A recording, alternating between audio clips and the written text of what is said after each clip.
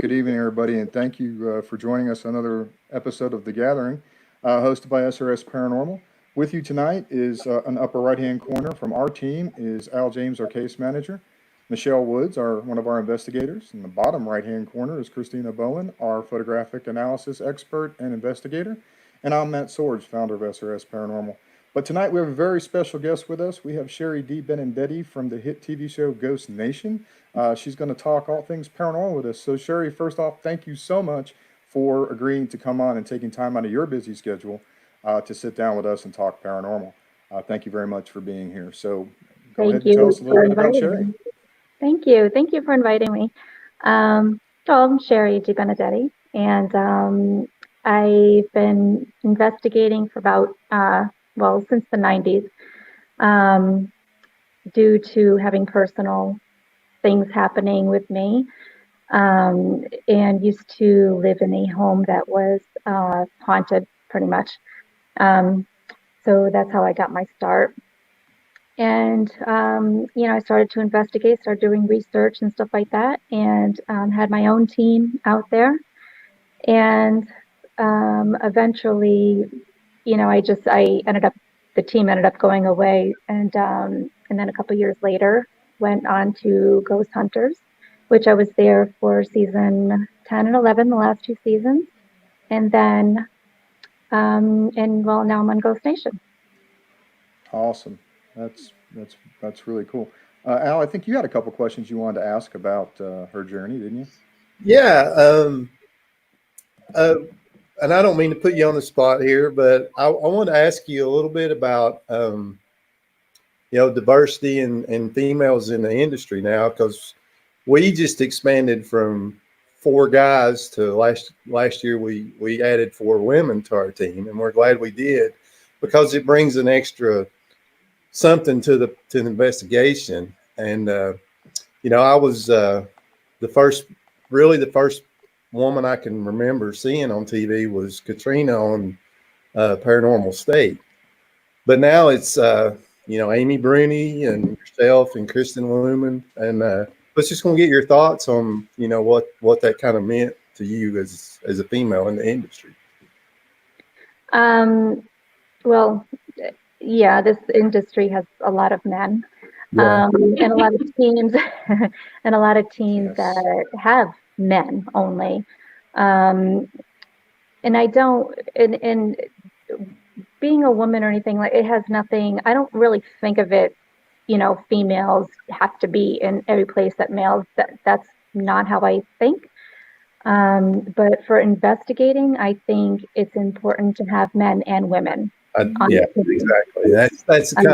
That's kind of the point I was making. Yeah. With that. Yeah. I mean, the thing is that you just don't know who you're going to come in contact with. So if the person on the other side doesn't want to talk to a man, or they're afraid of men or anything else, you have the women to go in there, and the nurturing side or whatever. Or then vice versa. Maybe there's a guy that doesn't like women, doesn't want to talk to women. So then it's better for the guys to go in there. So I just think it's, I think it's just both. It's best for women and men to be on teams. Yeah, absolutely. That's been our experience for sure. I mean, we've had, situations where we will try everything, and that was one of the reasons that led to our expansion on team. That we just would go to places, and we would know stuff was happening, and we would have some validation that things were happening, but we just really couldn't make those connections. And then introducing that female energy really elevated that, and we started seeing that maybe if they're from a certain, say, time period, they may not have been able to speak directly to men. That might have been in their time period when they lived totally inappropriate. So maybe that's why they connect, or like you said, maybe they just don't want to connect with male energy and they prefer to connect with female energy. Or in the case of kid spirits, they're more connected to women usually. Right. At least in our experience. Well, and the maternal energy kicks in, and I mean, it is what it is. Children will approach a female before they would a male. Absolutely. So, Shari, what was your first paranormal experience? When was that moment that you realized that there's this whole other world out there of experiences? Throughout my life, I've always had experiences, but I never, I didn't really understand what it was. I didn't really know what was going on, if I seen things or if I don't see things, if I hear things, maybe I didn't hear it. So that happened for a while. But it wasn't until the time that I lived in that house that kind of became my whole, okay, I need to figure out what's going on. And so there's a lot of things that happened in that house, from footsteps to knocking to doors opening and closing, lights turning on and off. You hear voices all the time. There's just so many things that happened in that house. And one night I happened to come home, and as soon as I got into the bed, I just put my head down, and all of a sudden somebody grabbed my ankles and held me to the bed. Oh, wow. And then, so I went up to go and look to see what it was. And then when I did that, they grabbed my wrist and then put my wrist down to the bed. So then, so I went down a little bit more. And then I went to go and yell out to my parents down the hall, but then they put their hand over my mouth and put my head back. Oh, So wow. I can even feel like the fingers, you can even feel, like over the lips and stuff like that. So you could feel like our hands. So it wasn't just a pressure, it was, you feel their hands. And so as soon as that happened, there was an apparition, a full body apparition that appeared at the bottom of the bed. And it was a doppelganger of the guy that I was going out with at the time. And Wow. yeah, so for a split second, I was thinking, because I just left him. So I just left him where he was, 40 minutes down the road to where, to my house. So for a split second, I was thinking, is he here? Am I still that, because it's like he's standing right in front of me, but I know I just left him. So I didn't really know, what to think. And then, so finally he started walking towards me, and he came over to the bed, and then he just leaned over, and he was just there. He was staring, but he didn't have a face. So it was like his head was just staring, and his face was like, it was like looking, like if you're looking at the sky, like at midnight, it was just like a black, just look. Yeah. Mm-hmm. That's kind of what his face just looked like. But everything else, between his hair, his clothes, his body, like everything was that boyfriend at the time. Wow. And then he ended up I don't even know how much time even passed. I have no idea. But he just kind of like lifted, his body up, and then he started walking towards the door. And I can hear, like the carpet, the footsteps, and the rustling between his, like the legs rustling and everything. And then the door opened up by itself. He went out, and then I noticed there was nothing from his knees down. There wasn't anything. And then, he went out, the door shut by itself, and then everything was lifted off of me. So from that night, it was a very long time since I ever shut my lights off going to bed anymore. I'd say so. Imagine. TV was always blasting because I didn't want to hear, like the footsteps and all that. So I didn't want to hear that. So TV is blasting, lights are on. So yeah, it took a long time, but because of that is when I started to figure out, like what the heck is going on. And of course, there was much research. Again, this is like mid-90s, so there wasn't much out there. Not many people you can talk to. So there's just a lot of reading on what's going on, and there's only books. Yeah, you can only libraries existed then too. Yeah, right. Yeah, I mean, there's only so many people that you can really talk to about this stuff. It wasn't soon after that I did meet, Jason and Grant and stuff. So, I mean, I was able to, kind of talk to them about it. And then, of course, you meet more people, involved, and you could kind of do all the stuff that we should be doing, as in talking to each other, Yes. and trying to figure out, what's going on instead of, all the bad talking that people do. The egos. Yeah. Yeah. I mean, we're there to learn from each other, Yes. Exactly. But that's another story, right? Yeah. We'll get to that point. So yes, I mean, that's kind of my whole start So I got to of, ask a question about that. So did you? There's a reason I'm asking this question, and I guess I should explain that why. For me, my first experience happened much later in life. I was actually in my early 30s, and everybody that watches our show is going to be like, "Oh my God, I'm hearing this again," and my team's probably going to reach through here and virtually slap me because they've heard this so many times. But you haven't, so I'm sorry that I you never get to heard hear of it. it. But anyways, I went most of my life without really ever having an experience, and I didn't discount other people's experiences. It just had never happened to me. So I was a skeptic, but I wasn't like, oh yeah, whatever. I was just like, well, okay, maybe that did happen to them. It just never happened to me. But I was metal detecting. That's a hobby that I have, and I was at this old farmhouse. It's in the middle of nowhere on this farm field, and I felt this weird feeling. And I'm really condensing the story, but I look up and I see in this house that's been abandoned for decades, in the middle of nowhere, literally in the middle of this farm field, there's this apparition, a full body apparition of a woman looking back out at me. And by the time I could process that, she vanished. To this day, 15 years later, hundreds of cases doing residential work, going all over the country and doing this. I still have not had an appearance of an apparition on that level that I had that night. I've seen things, but not to the degree I did or that afternoon that happened to me. So I guess my question is, did the activity continue in the house, or throughout your career in the paranormal, have you had experiences on par with that first experience?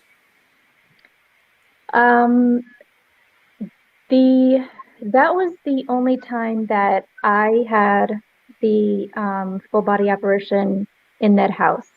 Everything else always happened. I mean, the doors, everything else was going crazy in the house. But that was the only time that I did. However, my mother happened to see another one all the time. Oh wow. And that one um, looked like, well, she called it Abraham Lincoln because that's just what it looked like, the hat, the beard, and all that. So she always Mhm. called it, oh yeah, Abe was there again today. So she saw that one all the time. Whether it's the same spirit, Who knows? I mean, Yeah. I don't know. We moved out of the house um, before I actually started to investigate. So because we were only renting the house, Mhm. um, so we moved out. So I was never able to go back to try to figure out, And get the what that answers, was. right? But the first couple of years that we did live in the house, there was nothing happened. So my whole thing is, maybe it was just a hitchhiker, maybe Yeah. somebody came home with us, or maybe somebody was just happened to walk by and came into the, I Yeah. don't know. Well, and I don't. This is kind of our kind of our group, our team. This is kind of our thought process. We kind of believe that spirit has a plan. Kind of, whatever you want to call it, whatever you call that calling, that thing, it has a plan, and it brings people to this world that we all live in, on the paranormal side. And that might have just been why your experience happened, was that was your bringing. I mean, because that led you to this whole journey Right. that you've been on. So just like my experience led me to the journey that I'm on. So I don't know. I just sometimes think that maybe the other side reaches out, to say, hey, I'm here, and you're one of the people that's going to be able to communicate with me. Yeah.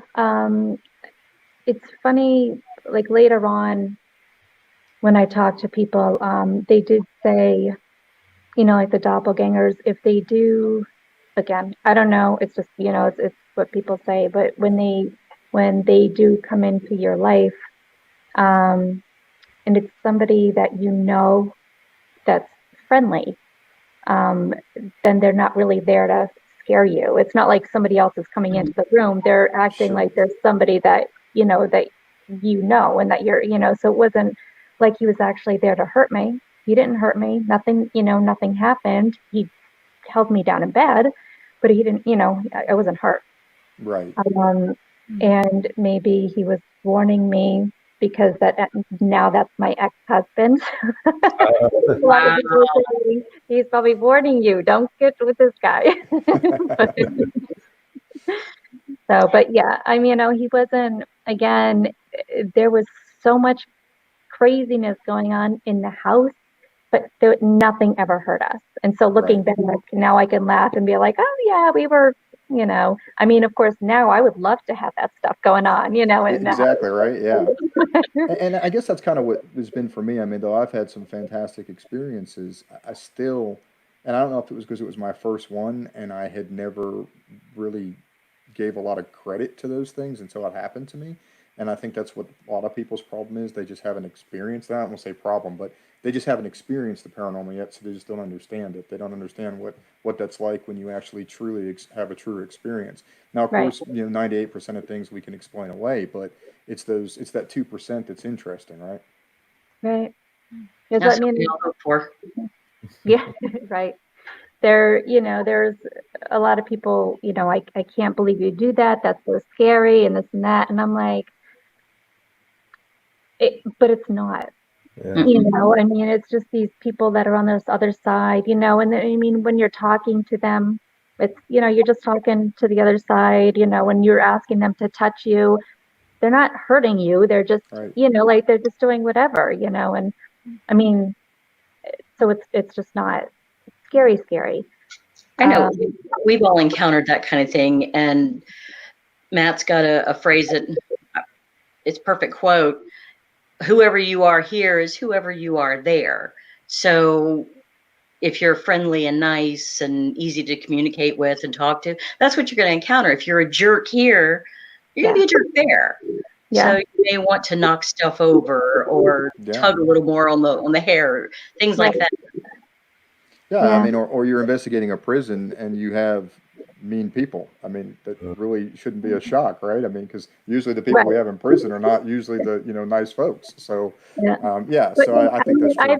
I've been in so many prisons too, and they're not, again, Violent, yeah, you percent. don't, yeah, you don't have, you might get some. I personally have never um, been in a place that I was scared. I was nervous, you know, um, but maybe they just haven't. Maybe it just wasn't towards me that they would, Right. that they were evil too. I mean, I don't know. But I've never been. That's the only time I've been scared was when they held me down. Right. But now that I've gone through all these years of different things that I've been in through, it's not, like that regular stuff isn't really scary anymore. I know some people get scared just looking at a building, Yeah. Um, Well, and, I think for people it's the unknown. They don't know what it is, and I think that's, or at least that's been my experience in the paranormal is they just don't know what it is. It's not, and like you said, and I'm sure your experience not only on the show but in your paranormal career, when you go help people, especially in residential work, you're really just giving them peace of mind that hey, look, this really isn't anything to be afraid of. You're putting a lot of energy into being scared of something that you just don't really understand. And I think yeah, that should be our job as paranormal investigators, should be to try and help folks understand what they're experiencing, not go in there absolutely. for the thrill of it as much as to try and actually help people. Right. Oh, absolutely. I mean, everybody, even today, if I go, I'll usually help local people out now. Obviously, my team is with them. Um, but everybody still has my phone number, and they'll still text me. And I'm like, I don't care. If you need to text me at 3 o'clock in the morning because you're having an That's right. issue, Right. call me, and we can talk about it and we can, just whatever it is, just to calm them down, make them feel better, and if they need me to go, I'll go. That's Yeah, great. it's all about helping whoever needs help. I got into it because I wish that there were teams out there to help me when we Mm. were going through the stuff at our house. Um, there's, I'm not going to say who you're going to call. There was nobody to call. Like, But there I was wasn't, right? trying I not mean, it's to true. say that. But there's nobody to, there was nobody to call, so going through everything that I went through, I really wish that there was a team that came in to help us. Yeah, and So it's and I guess the thing now is it's grown so much and the paranormal has exploded so much, and that's largely in part to people like Jay and Grant and yourself that pioneered those things early on. And I know there's always going to, like we talked about earlier, there's always going to be haters out there, and that is what it is. I mean, yeah, we are not on TV and experiencing those things, but we get our fair share of people that just want to be that way. And that's just people, especially on social media, have the ability, I guess, to do that. But Yeah, keyboard warriors. yeah, keyboard warriors, and I'm not trying to get on a topic on that. I'm just making the point that I think that we're in a different time than like in the '90s, like you were saying. It wasn't mainstream, it wasn't something that was really accepted. And I think on a cultural level, because of shows like the original Ghost Hunters and now Ghost Nation, because of that, it reaches such a large audience. So many people were inspired to get into paranormal because of Mm. those shows and the work that you guys have done on those shows. My experience and what led me wasn't that, but it was a thing that I did go to learn a lot. I read a lot of Jay and Grant's books, and I read different, things on hauntings and all those things. And I think that's where a lot of us, when we got into this in the 2000s, that's the early 2000s, that was how we were getting a lot of our information and looking where to learn information, Mm. through the stuff that TAPS was doing at the time. So, yeah. Well, they built a huge network that interacted with Thank you. That's what I was looking for. everybody at the small hometowns, and it gave people that were having problems an outlet. Right. Not just people seeking to be on the show, but Right. to actually get help. I know residentials are my first love. I don't know about you, Shari. I know Michelle, Al, everybody, we all love to be able to actually help people. And many times it's just something simple as explaining how to set boundaries or taking their space back, Absolutely.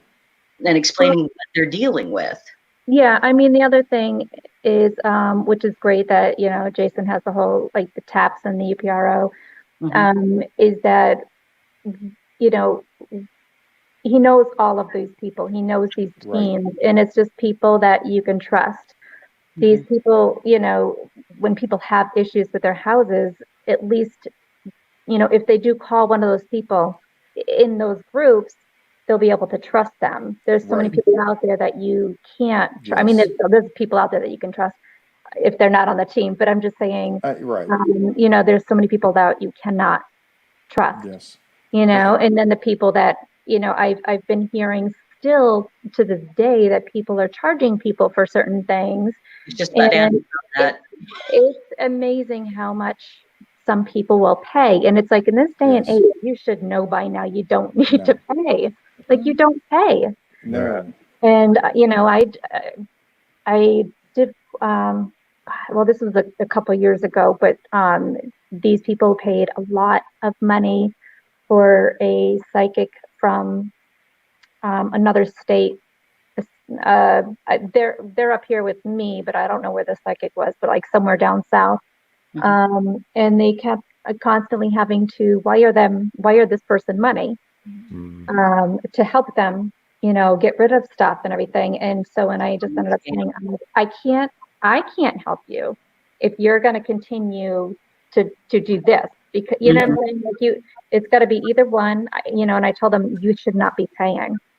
I will get you a psychic. If you want a psychic medium, I will get you somebody that's for free that will help you. That's credible. And Yeah. I don't even know who this other woman was. I don't know. But the woman just still didn't want to hear me. She still wanted to pay this person. I'm like, well, you can only do so much too sometimes. Absolutely. But that you bring up a really good point. At least I think Christine actually brought up this to start with too, and I wanted to touch base on it real quick. For us, as far as residentials, when we don't have to break out equipment, is absolutely the greatest residential, because you're able to go in there and give answers without having to do a really detailed investigation sometimes. And those are really, to me, great cases, because that's what are there to do, is ease, to give that peace of mind. But the other point that you brought up is, I think what we're seeing, and I know we're getting calls to go in behind, and I'm not throwing off on other teams, because everybody has their own style, and that's something we never do. We think, hey, do what you do, we do what we do. Let's learn from each other. Let's collaborate. I think para unity is a real thing, and it should be something we all embrace. But unfortunately, we don't.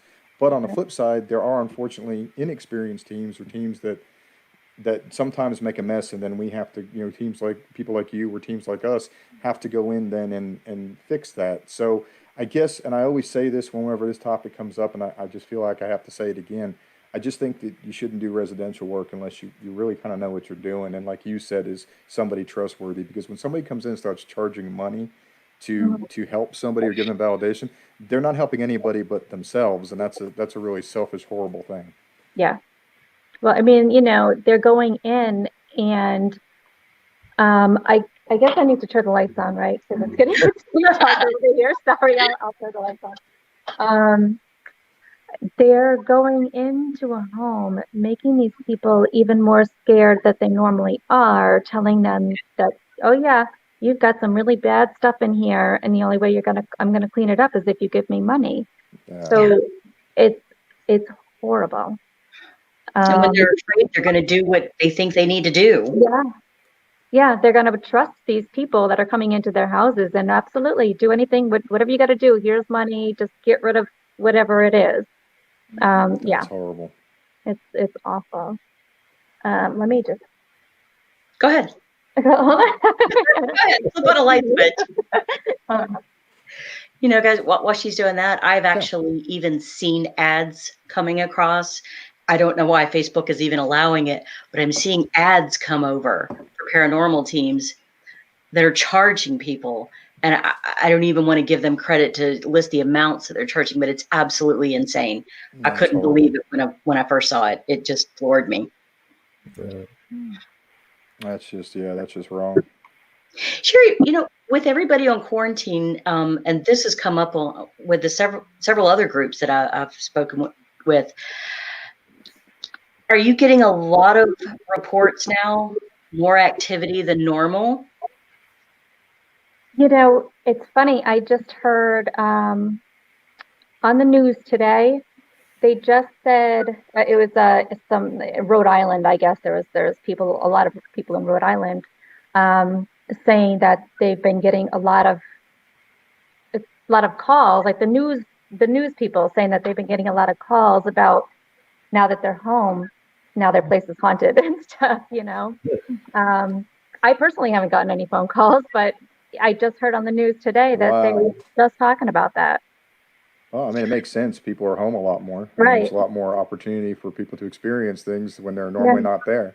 We're not doing anything else but sitting around. Yeah. Absolutely. Well, it makes me wonder if it's actual activity that's been there that we haven't noticed because we've been too busy with life, Mhm. or is it the energy that is going on right now with everyone afraid, or perhaps even more of a nurturing environment in Right. their homes? It's a change of energy that's bringing it on. Right. Could be, a little bit of everything, right? I'm getting a Um, lot of visitors. what do you got over there? I got a schnauzer over here and a cat Oh. and a jump on the shoulder. All right, Sherry. Cute. So let's talk about Ghost Nation a bit. So what's it like working on the show? I mean, you've known those guys for a long time, but it just seems like they would be a lot of fun to get to work with. So what's it Yeah. like working on Ghost Nation? Um, it is fun. They were laughing a lot, definitely laughing a lot. Um, I've always loved how they worked. Like you said before, every team, has their things that they like to do. And you just, of course, you just have to find your team that that you work well with and stuff. Find your people.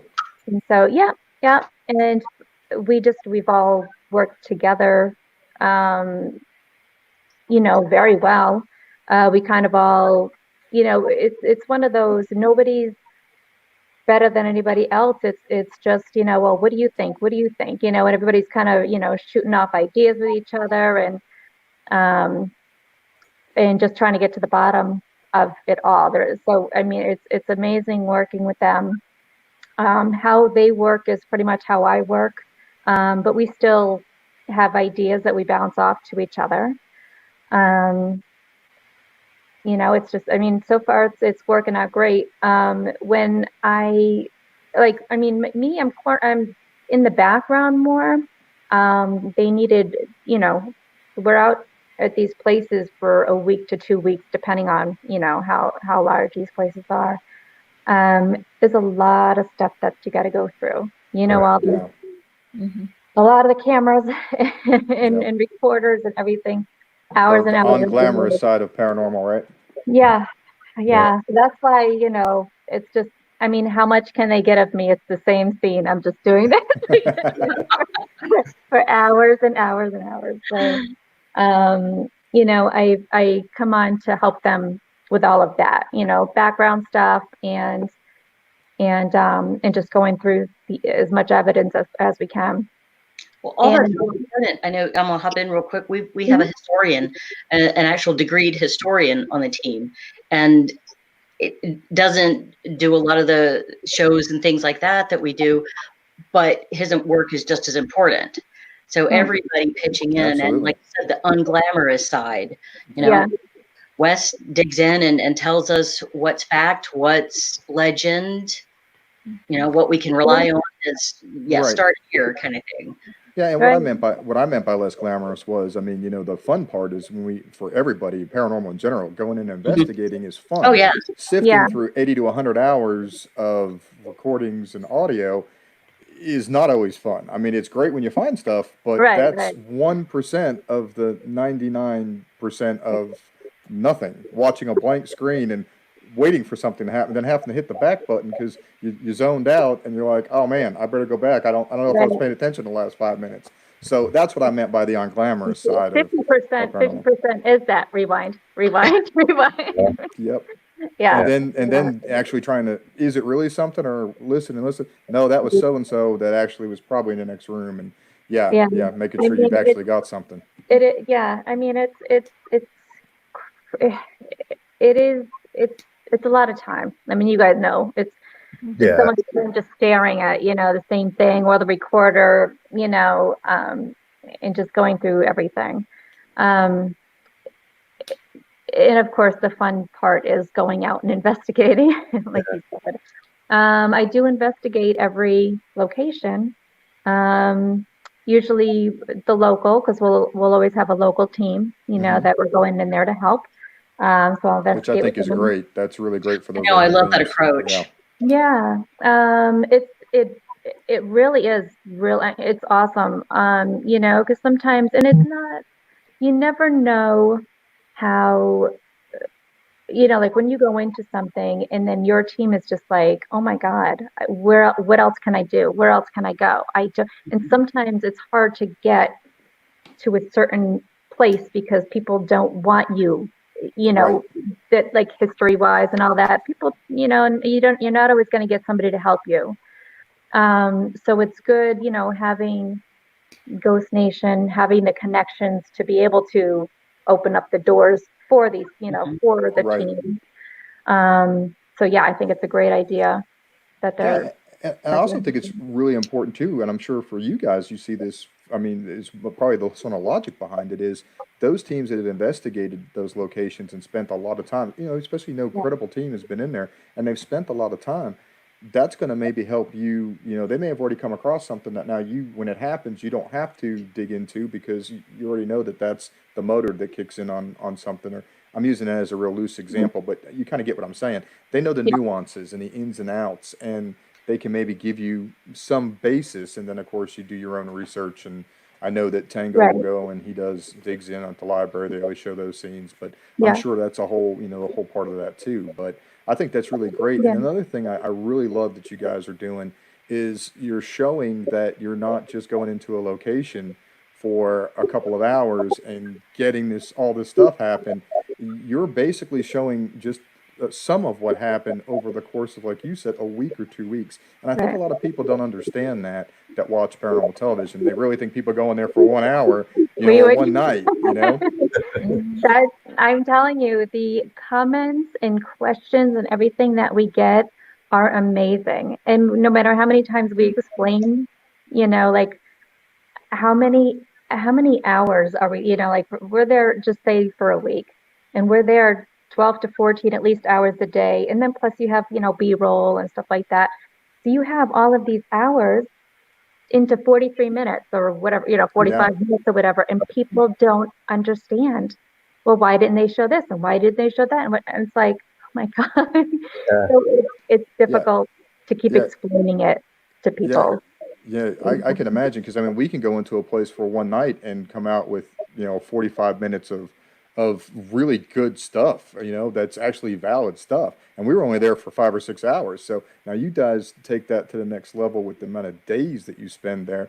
You're Yeah, putting the equivalent of 3 weeks of man hours into the time that you're there, or more, depending on how many people and right. how many cameras. I mean, that's an exceptional amount of resource going into that location.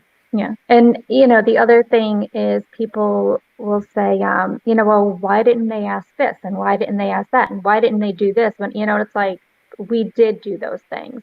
But Right. unfortunately, like editing, we can't, like, I mean, I can't control the Right. editing. Um, Well, not it- everything will translate to television either. yeah. Absolutely. Yeah. And, and I know just a couple comments like this last week, people are just like, I don't know why they just didn't ask this and they did, and I'm like, but you can't, I don't comment back. Nobody comments back, but we have asked that and we've done this, we've done that. We go down, we've got a checklist in our mind of, I mean, Yeah. how long have you been doing this? You know what I'm saying? So, all the steps that you need to take. And the other thing is that, like the noises, when we hear noises, first of all, when you're sitting in a room for, say, an hour, you pick up, all of the environmental noises that are going to go That's right. on. So then you know what to listen to, what not listen to. Mhm. So something new comes up, and then we're like, oh, that's not a noise that we've been, that we've heard for an hour. So what's that noise? And again, people are like, oh, well, that's just the house settling. And it's like, it's like, no, it's not. It's a new sound that we've, because that's another thing we do. You go in, you listen, and kind of get your whole, get to Baselines and know the yeah, place. Mhm. absolutely. Yeah, and I think that's also something too that people don't understand. And I know for us, just going in and filming our own stuff for our own YouTube stuff and Facebook and whatever, not on the level of what you guys are going through as far as cameras and all that. But still, the point I'm making is there are times that we see something and we know we saw it and we know it was a shadow movement and it was something we can't explain it. We go through all the steps to debunk it and we're sure it's there. I mean, we've got it. Go back to headquarters and plug in the card from the camera and it's not there. Or vice versa. You don't see it and you catch it later. Same thing happens with audio. We talk about sounds that we hear or a disembodied voice.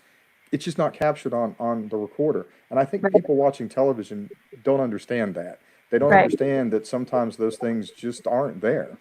They right. happen, but they just didn't happen Yeah, to where the TV can hear it. yeah. Or all I the mean, ones I know Al has dealt with this numerous times, going back, setting up equipment, everything's working, and then when we start the investigation, Ross Opera House Right. suddenly. Yeah. Go ahead. I mean, Al, you can tell them the cameras just quit working, and Yeah. And it was frustrating because, we tried to set up a DVR system and it just wasn't working, and our cameras were dying for no reason, just The typical things that happen. Yeah. right, yeah. right. I mean, there. I know that there was. Oh God, what did you say? Um, Shoot, I lost my thing. It was when we were talking about. Not stuff I not coming lost my thought. across, stuff not showing up on video or audio that Yeah, happens. yeah. Thank you. Um, so a lot of things that I do. I mean, I'll give them like a whole list of stuff that I do catch, and a lot of things don't relay well over TV. So, Yeah, right. like, so we can hear it and we're like, oh yeah, but so, all these little things, but obviously to put that on TV, people are going to be like, what are these people, they're, Yeah, so a lot of things don't get shown, or heard because it just, it won't translate well on television. Right. Well, and I think too, you also are trying to tell a story. I mean, because, and when I say a story, I mean, there's an arc to the episode. There has to be for somebody to be able to follow it. Otherwise, it would just be a chaos bunch of stuff. So Right. there's a storyline in a sense, and I know it's not scripted, and I don't mean it in that way. I mean that you've got a history, and you're trying to validate the experiences, and just you may have something that just doesn't really fit in the context of what's going to be that episode too. I Right. can imagine, because I know, like, even for us on our YouTube stuff, that sometimes it just doesn't fit, so we cut it. So I imagine when you're doing a giant production like you guys are, you have to do that, because you do have to produce something that people can actually follow when they tune into the show. Right. Right. Yeah, people sometimes don't understand it now. Forget about throwing something else in there. Right. That's yes. They'll really get confused. Yeah. Yeah, so that Um, keeps that continuity. That's, I guess, the right. word I was looking for.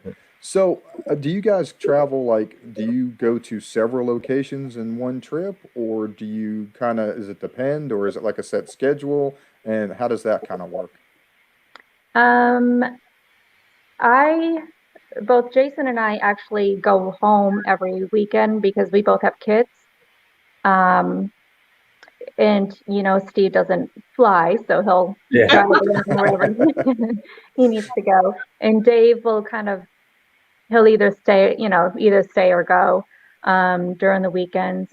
Production still works though. Um, and depending on the schedule, if we need to stay at a place longer than we need to, if the schedule all changes because we need to stay there, to help the people. So our schedule will change. Oh, that's cool. Yeah. Well, ultimately, that's what you're there to do, is to help them. Yeah. Right. We're not just going to, well, our week is up. See you later. Yeah. Good luck. Yeah. Yeah. Good luck. And sadly, some people probably actually think that's how that actually works, and that's really, really great to hear that it doesn't work that way. Yeah. I mean, if we need to stay, if we need to come back, then, again, we do whatever we need for the homeowner. We do whatever they want us to do. Like, what is your outcome? What are you looking for us to do? And then that's what we do. So we usually we work about 3 weeks or so, and then we kind of get a little break. Which is good. Like I said, I still have my kids and stuff. So, Yeah. Jason has his kids. So we need to have, kind of Gotta be a outlet balance. going back and forth with the kids and him here. So, and I mean, hopefully we'll be starting up soon because we all need a break from home, right? So, Right. yeah. Yeah, we're anxious to get back out and get our Publix and things going back. Mhm.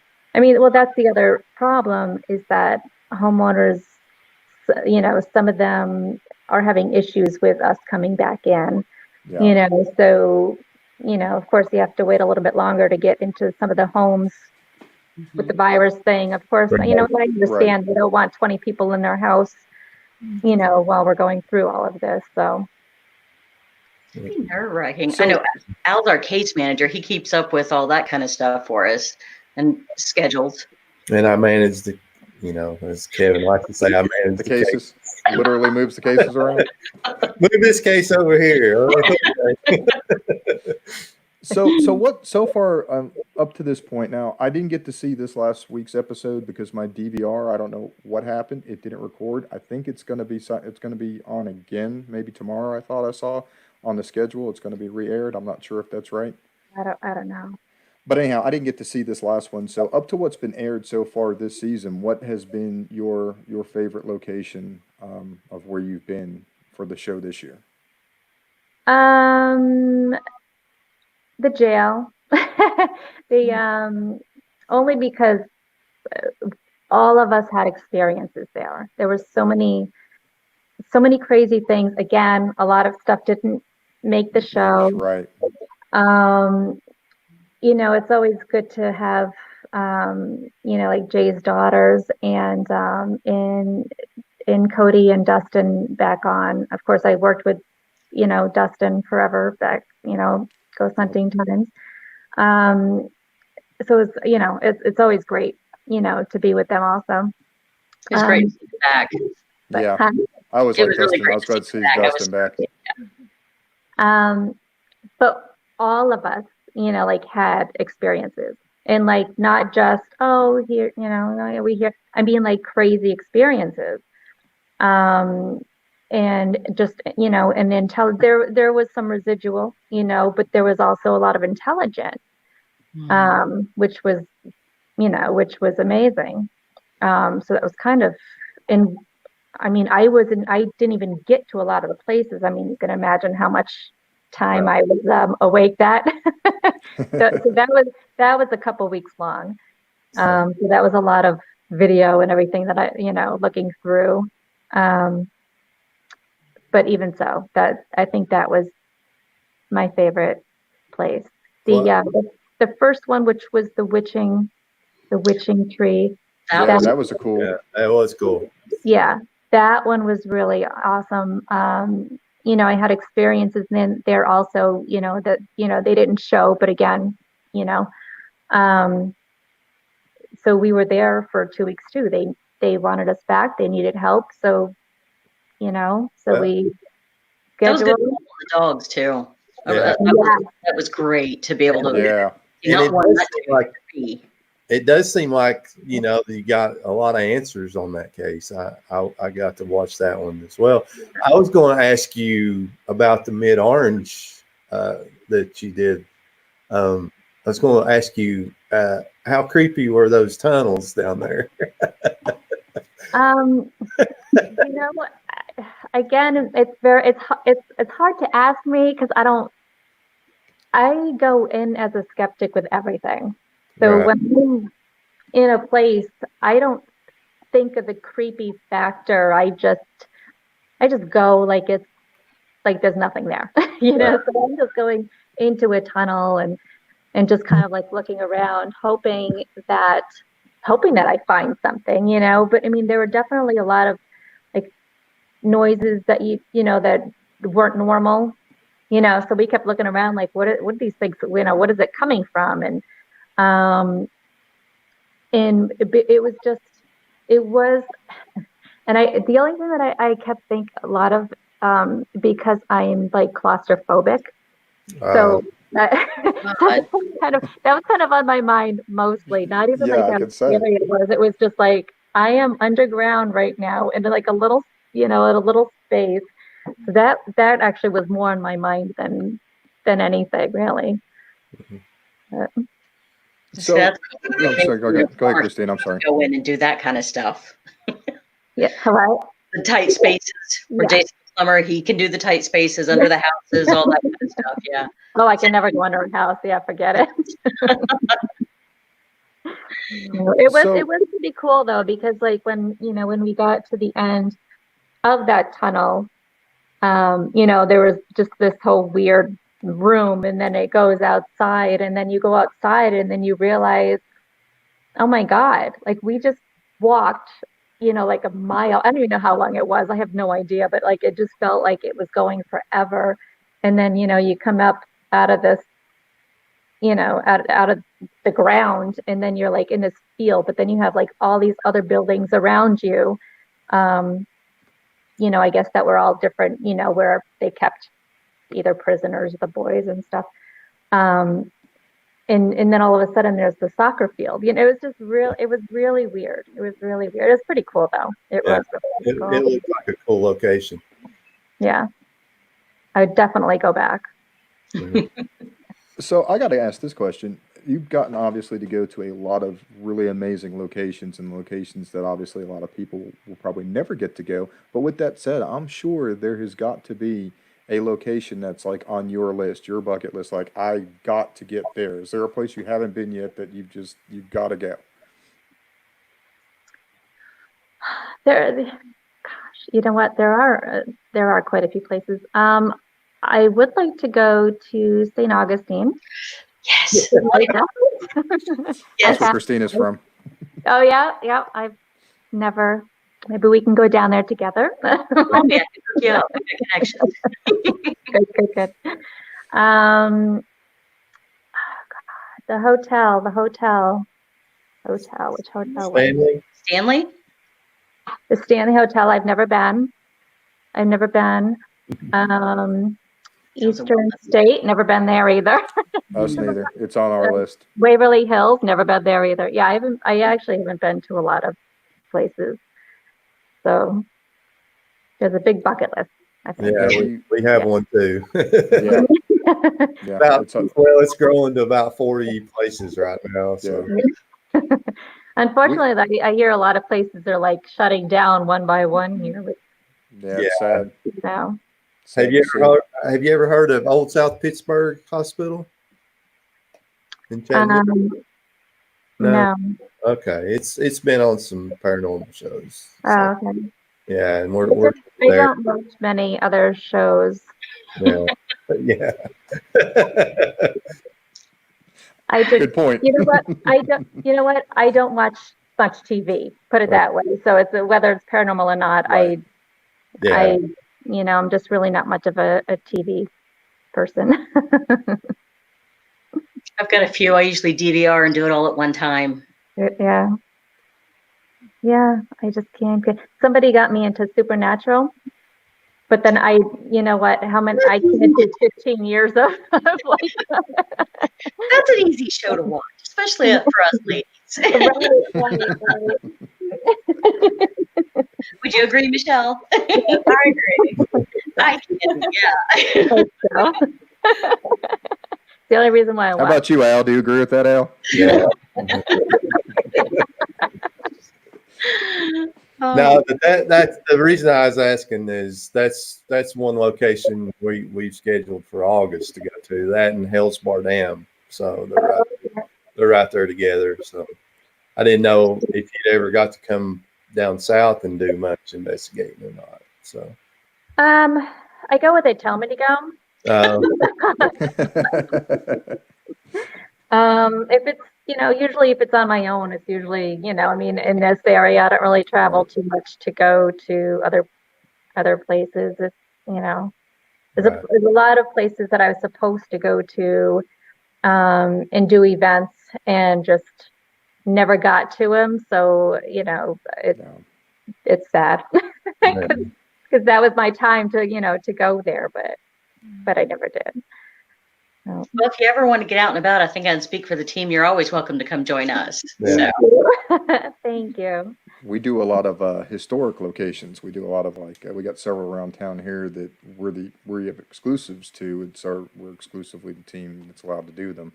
They're state historic sites and things. So that's what we do a lot of, and we do a lot of public events at those to help raise funds for those historic sites. Oh, nice. So that's kind of one of the things that we're into doing. It's one of our ways of giving back to locations that allow us to come in and do our research. Right. Yeah, I've done many of those. It's really cool. It's exciting. Do you find it's fun to basically do a paranormal 101 class with people when they come to those events to kind of explain what's going on and just share the education?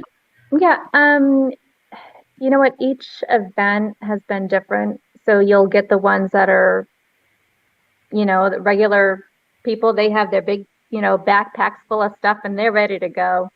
And then you have the ones who this is their first time. Right. So I usually just tell people, I give my little spiel in the front. But I usually just tell them, if you want to go. But, don't let me hold you back. Just go. Because I know a lot of people, they don't want to listen to me. They just want to go and do their thing. Right. Mm-hmm. But whoever wants to, hang out with me, here's some equipment you can play with or whatever. I bring some of my own just because, people want to just try everything, even the ones that we don't even show on TV. Yeah. People just want to play with it. They want to test it out. So, so I just, here you go. And I'll just stay with them all night. It doesn't, that's why I'm there. I'm there to hang out with them and whatever questions you have, just, whatever. So, but it's fun, and it's fun when there's things actually happening and to see their faces, and they're so excited and, oh my God, and, share their first experience with them. Yeah. It is awesome to be with them when they're experiencing things. And then ha- when they start talking to them, I'm like, go ask, like, Yeah, come on. Yeah. ask questions, and then the machine's going on and everything, and they just get so excited. So it is pretty cool. Yeah, you And kind of their get eyes caught up get in their really excitement. big. Yeah. Yeah. Yeah, And I'm yeah, sure you found, like when you have done this a long time, things that happen we don't get real excited about, and people in Publix that might be the first thing they've ever heard, and yeah, they're freaking out, and you're kind of like, it takes a lot more, I guess, to get your experienced people a little more excited. So it's fun when you watch somebody having that first experience, and you can yeah, kind of sit back and get caught up in their enjoyment of it.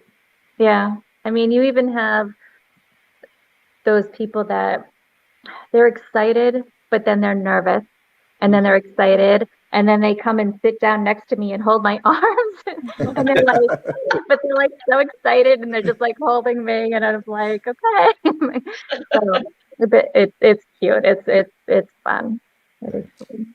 So I know, despite COVID and all that, do you have any events coming up that you have planned, or any big things you want to Um, announce or talk about, or? Everything's been postponed. I don't know of any um new dates yet.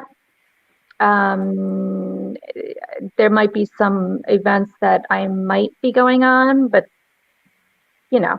nothing's been signed. So I don't know. But the events that I was going to do were all postponed yet. So Yeah. I don't. Right now, it's clean. Yeah. We had a big event called the Hex Bill that we're hosting in Asheville. It's a big paranormal convention. We're going to have a bunch of people there and different vendors and things. We had to move it. It was supposed to be April, so we moved it to next April. So Yeah, we're in the same boat. I mean, I think yeah, that's the tough thing. But I didn't know if you had anything on the horizon that you might want to mention. So yeah. Not right now. I know because now that these schedules kind of messed up with the show, that I know that they're probably going to be going crazy trying to get all, because we have a lot of episodes that we need to make up. Hmm. right. So we'll be on the road quite a bit for that. So we haven't gotten our schedules yet, of course, so Well, I so hope you're doing then it when you're asleep now, because you're not going to get any later. Yeah. So, I can't complain on needing a break. I know. Not after this long break everybody's had, right? No. So how have the kids taken not being in school? I know my daughter, who I thought when it first happened, it was kind of like, oh, I'm not in school. It's kind of cool. And then it was like, Dad, I'm ready to go back to school. She's in high school. She's 14. But yeah, she was like, I'm ready. I'm just, no offense, but I'm ready to get out of here and go back to Right. school. They want to go back to school. I have a 14 and a 16-year-old, and they would rather be in school than homeschooling. mhm. My son's doing okay, but my daughter's having she's 16. She wants to get Oh out and yeah. drive around. This is putting a damper on the old social life, is what my Yeah, daughter tells me. So yeah, yeah. So it's Just aren't the same, are they? been, huh? So Zoom dates just aren't the same. Oh, no, no,